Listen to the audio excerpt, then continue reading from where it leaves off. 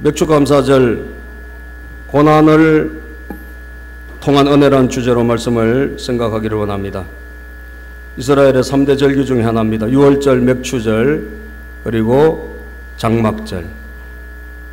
맥추절은 오순절, 칠칠절이라고도 부르기도 하는 그런 귀한 절기인데, 모든 남자들은 이 세 절기는 무조건 예루살렘으로 가서 예배를 드려야 되는 그런 이스라엘에게서 굉장히 중요한 절기입니다.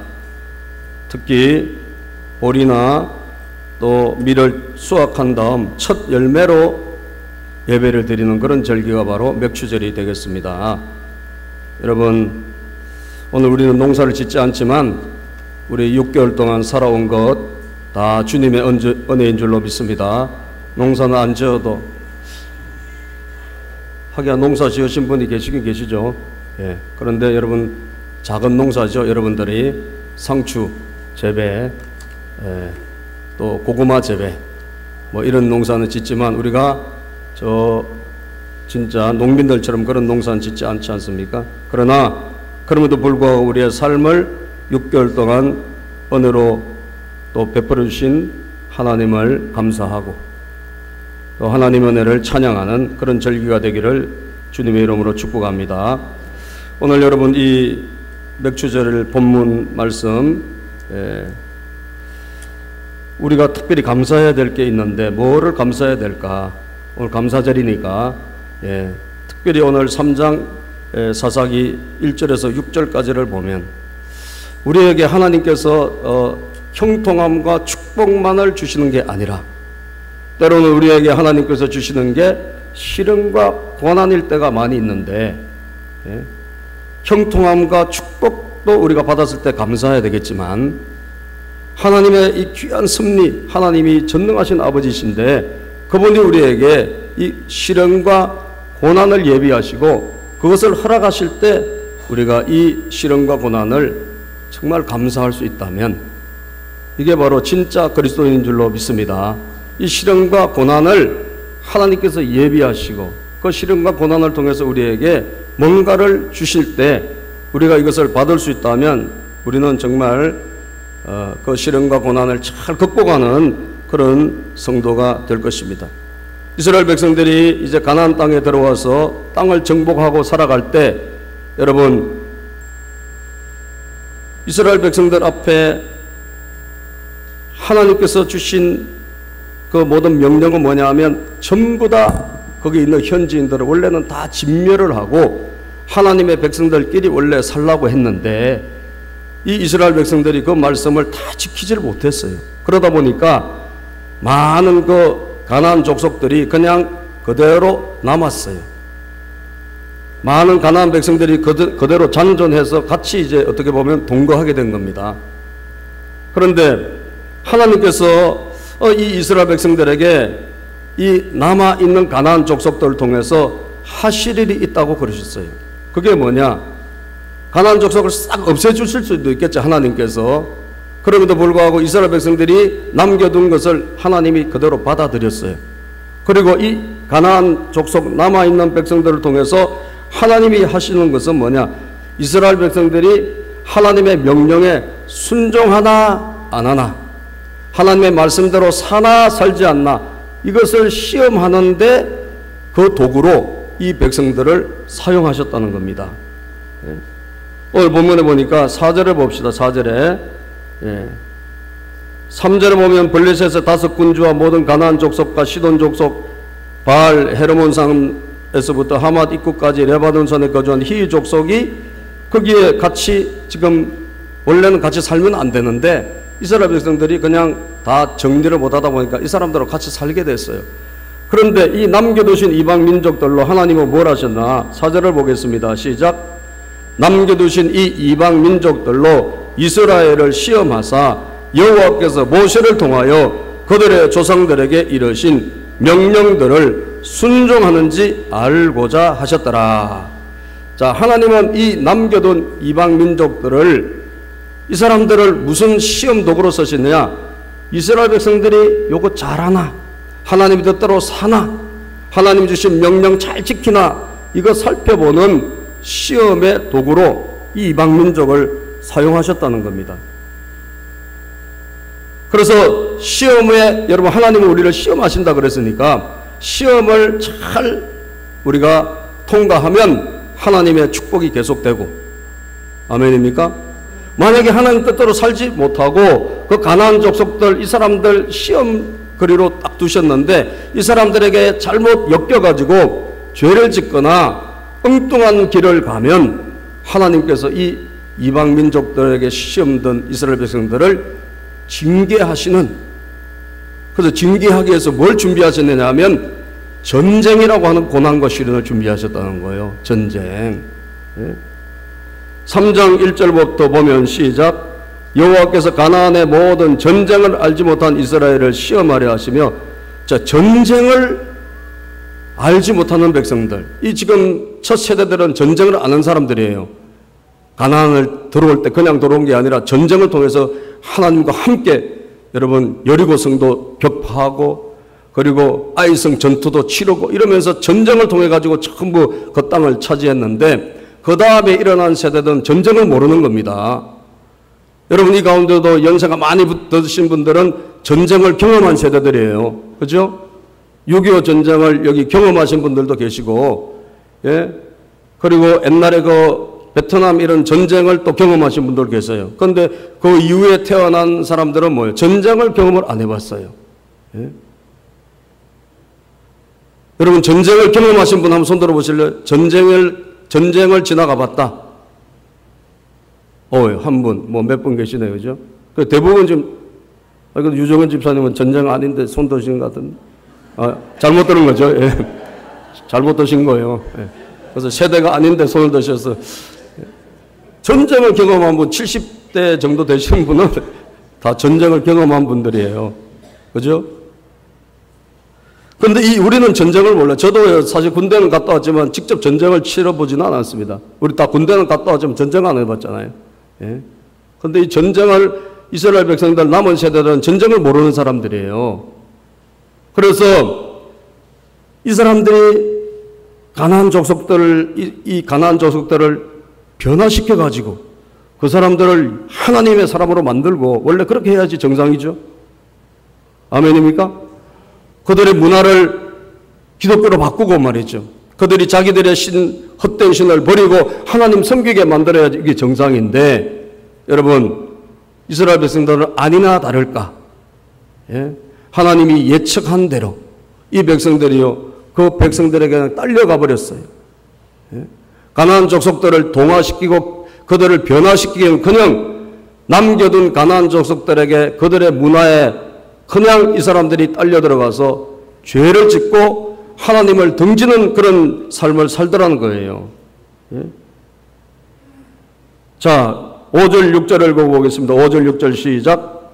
그러므로 이스라엘 자손은 가나안 족속과 헷 족속과 아모리 족속과 브리스 족속과 히위 족속과 여부수 족속 가운데 거주하면서 그들의 딸들을 맞아 아내로 삼으며 자기 딸들을 그들의 아들들에게 주고 또 그들의 신들을 섬겼더라. 이렇게 원래 하면 안 되죠. 그죠? 그 가나안 땅에서 하나님이 참 복을 주셨지 않습니까? 이스라엘 백성들에게 종살이 하던 이집트에서 노예살이 하던 사람 끄집어내서 하나님이 40년 광야 생활 거쳐서 훈련시킨 다음에 이스라엘 백성들에게 나라를 맡겨주시고 적과 꿀이 흐르는 가나안 땅에 큰 축복을 주신 겁니다. 그런데 그 이후에 태어난 세대들이, 그 후에 사람들이 자기 조상들이 섬겼던 하나님을 경외하면서 잘 살아야 되는데 얼마 못 가서 일어난 현상은 뭐냐? 그 이방인들하고 그냥 혼인을 주고받으면서, 예? 이방인들이 아무래도 뭐 화장품도 많이 바르고 또 옷도 좀 좋은 거 입고 그래서 그런지 몰라도 그 딸들을 며느리로 데리고 오고, 예? 그리고 또 그 이방인 아들들을 사이로 데리고 온 거예요. 며느리로 맞고 사이로 맞는 게 이게 왜 심각하냐? 이 사람들이 믿는 신이 있단 말이에요. 그죠? 그 사람들이 다 믿는 그 바알신, 아세라신 이런 신들을 믿는 사람들이거든요. 이런 사람들이 같이 혼인을 하고 막 그냥 결혼을 하고 이러면서 어떻게 되느냐? 하나님을 버리고, 예? 그들의 신들을 섬겼다 이 말이에요. 그들의 신. 그들의 신들에게 절하고 우상에게 절하는 이런 이스라엘 백성들이 되고 말더라는 거예요. 하나님이 이 가나안 족속들을 남겨두신 그대로 허락하신 이유는 이스라엘 백성들이 하나님 뜻대로 사나 안 사나 이거 보려고 했는데 그들은 여지없이 주님 떠나는 쪽으로 이방신 섬기는 쪽으로 가더라는 거죠. 여러분 이 세상에 사는 것 자체가 우리가 다 시험입니다. 아멘. 여러분들이 중요한 결정하는 게 다 시험이에요. 뭐든지 여러분들이 사업하는 것도 시험이고 어떤 직장 가는 것도 시험거리고 결혼하는 것도 시험이고 모든 게 다 시험이에요. 여러분들이 하나님의 사람이라면 이런 모든 우리가 하는 일들을 하나님과 관계 속에서 결정을 해야 될 줄로 믿습니다. 그러면 여러분들은 합격해요. 하나님께서 여러분들에게 뭘 주실까? 형통함을 주세요. 그런데 우리가 오늘 이스라엘 백성들처럼 이렇게 이 시험에 제대로 반응하지 못해가지고 나쁜 쪽으로, 죄 짓는 쪽으로, 안 좋은 쪽으로 우리가 가면 하나님 우리에게 뭘 주시냐? 형통함이 아니라 고난과 시련을 주십니다. 그게 전쟁이에요. 여러분, 어떤 나라가 제일 힘든 게 전쟁입니다. 그죠? 국가가 직면하는 제일 어려움은 전쟁이요. 우리도 여러분, 뭐 기근도 있고, 뭐 AI도 뭐 있고 참 힘들었지만 그래도 힘들지만 그래도 시간 지나가면 또 지나가지 않습니까? 그죠? AI 닭고기도 오리고기도 막 못 먹는다 그러더니 AI도 지금 싹 없어졌잖아요. 가뭄이 얼마나 심했습니까? 그런데 오늘 가뭄이 떠나갈 것 같아요. 그죠? 비가 또 오잖아요. 그런데 여러분 전쟁은 아니에요. 전쟁이 한번 벌어졌다. 여러분 이건 심각한 겁니다. 여러분 전쟁은 말만 전쟁이지 전쟁을 경험하신 분들은 우리 집에도 전쟁으로 돌아가신 분이 몇 분 되세요? 우리 6.25 때요. 우리 집안에도 우리 작은아버지도 전사하셔가지고 국립묘지 계시고요. 또 전쟁 때문에 여러분 죽은 삼촌 말고 큰 아버님도 또 큰 우리 아버님 위에도 전쟁의 여파로 총살당했어요. 전쟁은요 한 나라가 쑥대밭이 되고요. 전쟁이 한번 벌어지면 어마어마한 피해가 전 국가적으로 옵니다. 엄청난 피해가 오고요. 전쟁은 그야말로 국가가 지나가야 될 재앙 제일 큰 시련이에요. 어떻게 보면. 그런데 하나님께서 그런 이스라엘 백성들이 신앙을 잃어버리고 하나님과 반대로 갈 때 국가이니까 국가에 하나님 주신 경고가 뭐냐? 전쟁이라는 거예요. 전쟁. 전쟁은 시련이고 국가가 직면한 고난입니다. 여러분 국가에 전쟁이 있고 국가에 그런 하나님의 징계라고 하는 일은 어려움이 오듯이 우리 인생도 마찬가지예요. 우리가 하나님의 뜻을 저버리고 하나님과 우리가 정말 반대로 가게 되면요. 여러분과 저는 하나님의 백성이기 때문에 동의하십니까? 하나님의 자녀가 아니면 내버려 두신다니까요. 하나님의 자녀가 아니면 하나님 간섭하지 아니하세요. 여러분 사랑의 반대말 뭔 줄 아세요? 뭐예요? 무관심입니다. 그죠? 사랑의 반대는 무관심이 미움이 아니에요. 내가 저 사람 되게 미워. 그건 아직까지도 그 사람 뭔가 마음속에 사랑하는 거예요. 뭐가 있는 거예요. 근데 실망이 넘치다 보니까 막 미운 거예요. 그죠? 남편 미우십니까? 아니죠. 아내가 미우십니까? 아니죠. 그런데 여러분 진짜 여러분 무서운 거는요. 무관심이에요. 아무 관심이 없어요. 그 사람이 뭘 하든 그 사람이 무슨 행동을 하든 무슨 짓을 하든 아무 관심이 없어. 그게 바로 사랑의 반대입니다. 그것까지 갔다 온 것은 어마어마하게 심각한 거예요. 그죠? 아직까지 미운 거는 좀 괜찮아. 아이, 그럼 미워해야 되겠네. 또 그러지 마세요. 그게 아니라 사랑하세요. 아멘. 근데 미움이 반대는 무관심이라니까요. 로마서 1장에 보면요. 하나님이 그냥 내버려 두신다는 표현이 3번이나 나와요. 인간이 하나님을 여러분 믿지 않고 하나님을 따르지 않고 하나님을 찾지 않을 때 하나님께서 내버려 두사. 간섭하지 않는다는 거예요. 간섭하면 전쟁이라는 것, 인생의 고난이라는 것, 어려움이라는 걸 하나님이 주시는데 간섭하지 않고 내버려 두면 더 나빠져요. 아멘. 더 큰 죄악들이 생깁니다. 예? 내버려 두니까 막 동성연애가 만연하고 내버려 두니까 온갖 불의와 탐욕과 온갖 사기가 만연하는 그런 세상이 되는 거예요. 오늘 저와 여러분들은요, 하나님의 택한 자들이에요. 동의하시면 아멘 합시다. 우리는요, 그래도 감사한 거예요. 왜? 우리가 어긋난 딴 길로 가면 하나님은 우리에게 국가는 전쟁, 우리 개인에게도 시련과 고난을 예비하셔가지고 여러분 이것을 통해가지고 하나님 우리를 교육시킨단 말이에요. 아멘. 교육시킨다는 거예요. 그래서 여러분 국가는 이스라엘에게는 전쟁을 하나님이 통해가지고 교육시킨다. 이 전쟁이라는 고난, 이게 우리 개인의 시련하고 다 사실 같은 거예요. 이 전쟁이란 이 고난을 통해서 이스라엘 백성들에게 하나님이 노리는 게 뭘까? 많이 있겠지만 오늘 두 가지만 살펴보면요. 첫 번째, 죄를 끊는 겁니다. 시련과 고난이 오면요, 우리가 정신을 차리게 돼 있어요. 그렇지 않습니까? 어려움이 오면, 고난이 오면요, 우리는 그냥 자기가 막 살던 것을 한번 돌아보게 되어 있습니다. 특별히 택한 자들은 그렇게 하게 되어 있어요. 시편 119편 71편에 보면 고난당한 것이 내게 유익이라 이로 인하여 내가 주의 율례를 배우게 되었다 그랬어요. 고난당한 것이 나에게 큰 유익이에요. 나는 시련과 아픔과 어려움을 겪은 것이 너무너무 감사하다는 거예요. 왜? 이것 때문에 내가 하나님 섬기는 법, 주님의 말씀을 어떻게 했다고요? 배우게 되었다. 아멘. 배우게 됐다는 거예요. 이스라엘 백성들 보세요. 그대로 뒀으면 뭐합니까? 다른 신 섬기고 그들이 하나님의 백성 완전히 이제 무너지는 거예요. 그런데 전쟁이 오므로 어떻게 되죠? 이 죄가 중지가 되고, 아멘. 이 죄가 끊어지는 줄로 믿습니다. 전쟁이 오면 어떻게 결혼을 합니까? 전쟁이 오면 어떻게 놀러 다닙니까? 전쟁이 오면 어떻게 여러분 자기 마음대로 살게 됩니까? 못합니다. 전쟁이 오면 우리는 그냥 피난 가야 돼요. 예?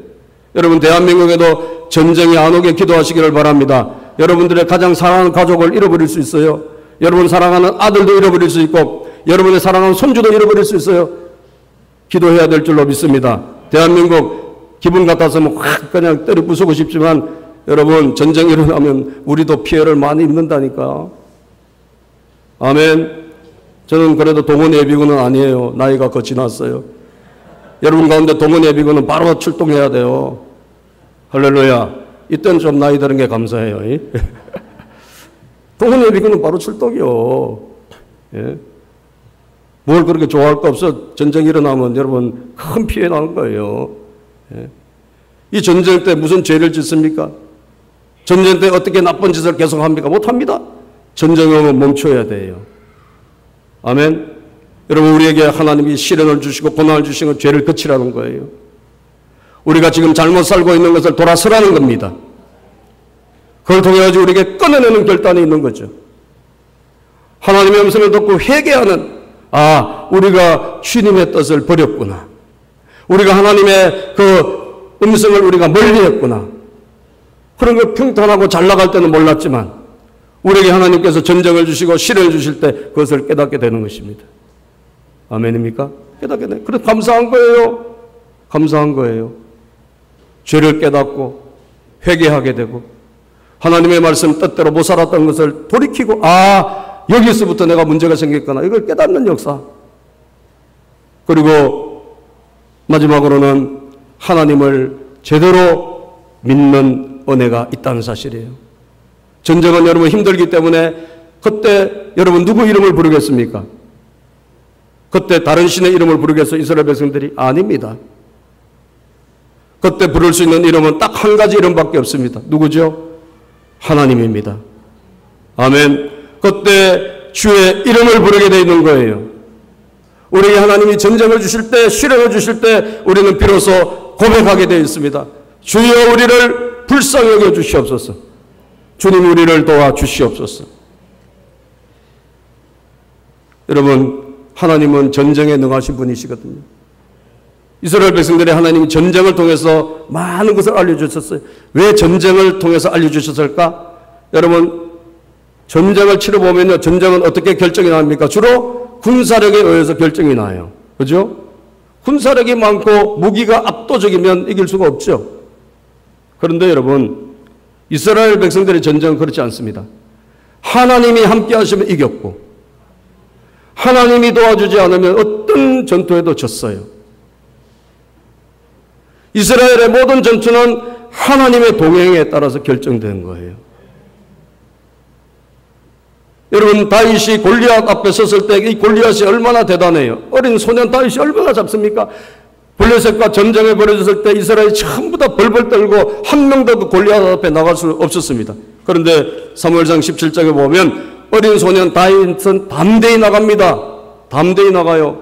너는 칼과 단창으로 오지만 나는 네가 모욕하는 만군의 여호와의 이름으로 가노라.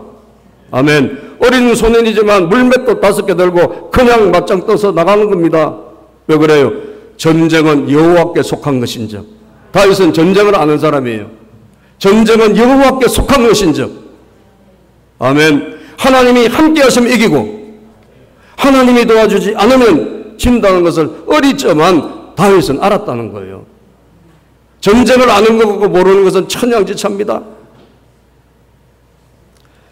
다윗은 어렸지만 여러분, 곰도 싸우면서, 곰하고도 싸우면서 하나님이 함께 하시는 것이 얼마나 대단한지 체험했거든요. 사자도 여러분 찢어서 그는 어릴 때 이겨본 경험이 있어요. 왜? 하나님의 능력, 하나님의 도우심이 있었던 것을 그는 체험했단 말이에요. 그래서 하나님은 전쟁을 통해 가지고 하나님을 의지하면 이스라엘 백성들을 승리한다는 것을 알려주고 싶은 줄로 믿습니다. 그게 하나님의 교육이에요. 고난이죠. 전쟁은 어려움이에요. 힘들고 우리에게 아픔이에요. 그러나 그 전쟁을 통해서 큰 교훈을 얻는데 그게 뭐예요? 하나님이 함께 하시면 어떤 것도 될 수 있구나. 아멘. 하나님은 인간의 힘과 인간의 어떤 장비에 의해서 좌지우지되는 분이 아니구나. 이것을 알게 된단 말이에요. 진짜 하나님 의지하는 게 얼마나 위대한지 알게 된다는 거예요. 여러분, 이번에 우리 대통령이 이제 미국을 갔는데 트럼프 대통령이 우리 문재인 대통령을 자기 비밀스러운 공간으로 데려가서 보여줬다 그러죠. 뉴스에 거기 나오더라고요. 그래서 거기에 뭐냐 하니까 3층에 있는 개인 집무실을 보여줬대요. 이 개인 집무실은 우리나라 대통령이 한 명도 못 들어가 봤다며. 한 명도 들어가 본 적이 없대요. 그러니까 굉장히 백악관의 아주 그냥 핵심적인 부분인데 거기는 개인적인 곳이기 때문에 공식적으로 들어가는 그런 곳이 아니었답니다. 그런데 거기를 데려가서 보여줬다네요. 그런데 거기에 책상에도 앉아보라 했는데 그 책상이 누구 책상이? 링컨이 앉았던 책상이래요. 그래서 사진도 찍고. 대통령이 앉았던 책상에 혹시 앉고 싶은 분 청남대에 가시면 돼요. 청남대로 가면 박정희 대통령 그 책상이 있습니다. 거기 사진 찍을 수 있습니다. 근데 링컨이 여러분 그 미국에서 16대 대통령인데 최고 존경받는 대통령이잖아요. 예? 저는 그 링컨 대통령의 책상이 그곳에 아직도 있다. 이걸 이야기를 들으니까 야, 참 미국이라는 나라가 예?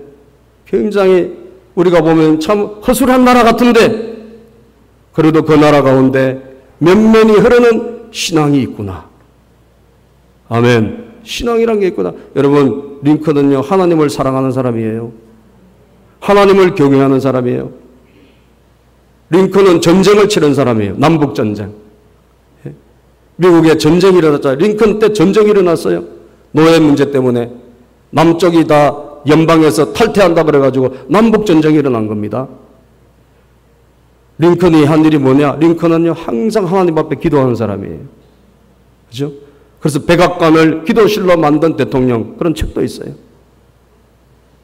링컨은 항상 문 앞에 흰 이런 수건을 걸어 놓으면 아무도 그 시간에는 인터뷰도 할 수 없고 만날 수 없다고 했습니다. 이유가 뭐냐? 그 시간은 하나님 앞에 무릎 꿇고 하나님을 찾는 시간이다. 나는 하나님을 만나야 되니까 누구도 들여오지 마라. 그래서 항상 기도했던 사람이 링컨이에요. 최고 존경받았어요. 전쟁에서 여러분 남군이 이겼으면요, 남군이 사실 리라고 하는 굉장히 유명한 장군이 있었기 때문에 남군이 거의 이길 뻔도 했어요. 그런데 남군이 이겼으면 미국이 역사가 어떻게 되는지 몰라. 거기는 노예를 합법적으로 쓰기를 원하는 사람들인데, 링컨은 하나님의 사람이기 때문에 이 노예는 해방돼야 된다. 우리는 종이 아니라 아들이다. 링컨은 말씀을 하니까 갈라디아서 설교로 들었어요. 그래서 잘 알아요. 해방해야 된다, 이런 마음이 있었어요. 그래서 노예 해방을 주장하는데 하나님이 링컨의 편을 들어주신 줄로 믿습니다. 불과 5년 가까이밖에, 4년인가 5년인가 밖에 대통령 안 했는데 재선되고 나서 전쟁 끝나자마자 5일 만인가 암살당해요. 이 남군의 그 정오심에 의해 가지고.